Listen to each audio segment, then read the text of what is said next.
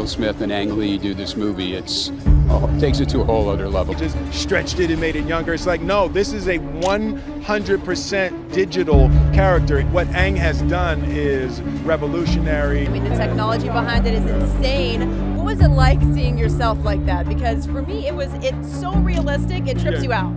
The first time I saw it, it was shocking. The technology, it looks so good that people don't really realize the depth of what it is.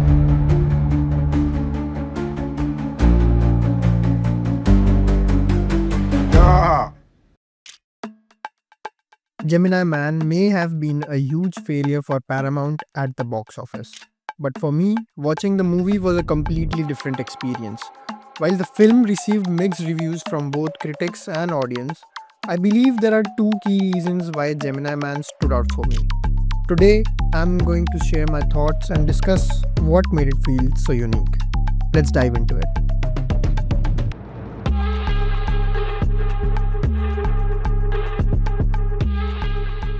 Usually movies are shot in 24 frames per second. That's actually a gold standard in the industry. FPS or frames per second is basically how many images you're seeing in 1 second of a video. A video is just a slideshow of images, and the more images per second, the smoother the video looks.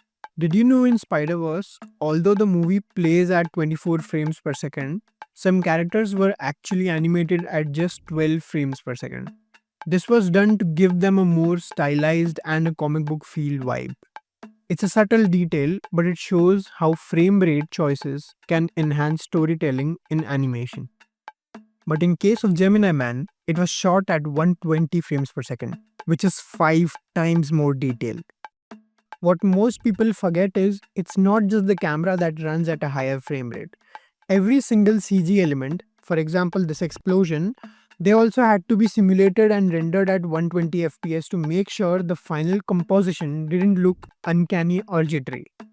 But here's the thing, rendering more frames isn't the hardest part. The real challenge is the animation. The animation team had to twitch every micro muscle to convey the right emotions frame by frame.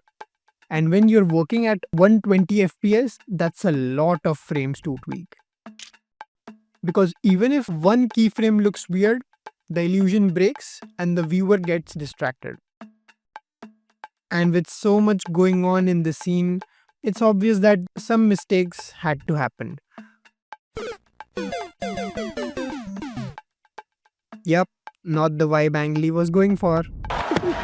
Imagine a human like us with two eyes about 2.5 inches apart, each eye seeing the world from its own unique angle. It lets our brain do some magic, merging these two slightly different views into a single beautiful 3D picture. That's how we instantly know what's near, what's far, and everything in between. Now to recreate this on screen, filmmakers went big with stereoscopic 3D. Meaning they use two cameras, like a pair of digital eyes. It's just a high-tech way to mimic our vision. But here's the challenge. These cinema cameras are huge, no chance of squeezing them side by side like human eye. So they used a beam splitter. Picture a glass sheet at a 45-degree angle. One camera looks through it, the other catches the reflection. That way, both eyes capture the moment from just the right angles for true, reliable 3D. Shooting in 3D isn't new. Movies like Avatar, Gravity, and Hugo have shot in 3D before. But this movie is special. It's the first film ever to combine native stereoscopic 3D, 4K resolution, and a staggering 120 FPS. All that filming power is awesome, but none of it works without one thing, that's light. The shutter inside our camera is like a little door that opens and closes to let in light for each photo or film frame. Shutter speed just means how long that door stays open. A longer opening lets in more light and a quicker one will let in less. Imagine you take 1 second and slice it into 48 tiny pieces.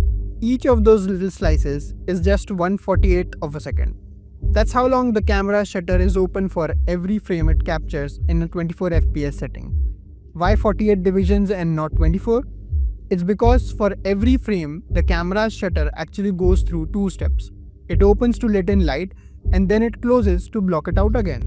So each cycle of open and close for 24 frames adds up to 48 intervals over 1 second. That's why each frame only gets a super tiny window of just 1/48th of a second to grab all the light it needs. But in this movie, with 120 FPS, that slice of time is even thinner, just 1/240th of a second. That's why they needed all those blinding ultra bright LED panels on set to blast enough light into each lightning fast shot.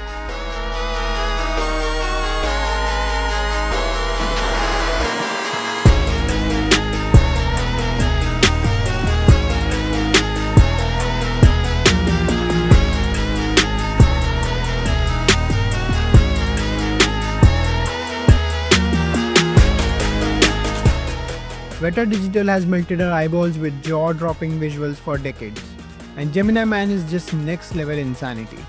The detail they poured into this one is absolutely stunning. Creating a digital double isn't just a few quick computer clicks. Other studios have tried, and well, you have seen those past movies when the digital faces were deep in the uncanny valley. But look at that. No! God! No! Most people think it's just a bunch of motion capture dots, but Weta went further.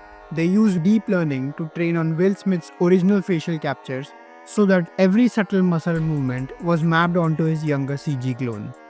And here's the thing we don't talk about enough. Behind all this are insanely talented artists and developers grinding out frame after frame. Some critics still toss shade, yelling bad CGI at the screen. But come on. This is a mind-blowing achievement in the art and science of filmmaking. So here's a massive shout out to everyone at Weta and to every artist out there creating magic that lets us witness such peak creative and technology wizardry. Let's appreciate the craft, because without them, we wouldn't be staring at a digital Will Smith. And with that, I'm out.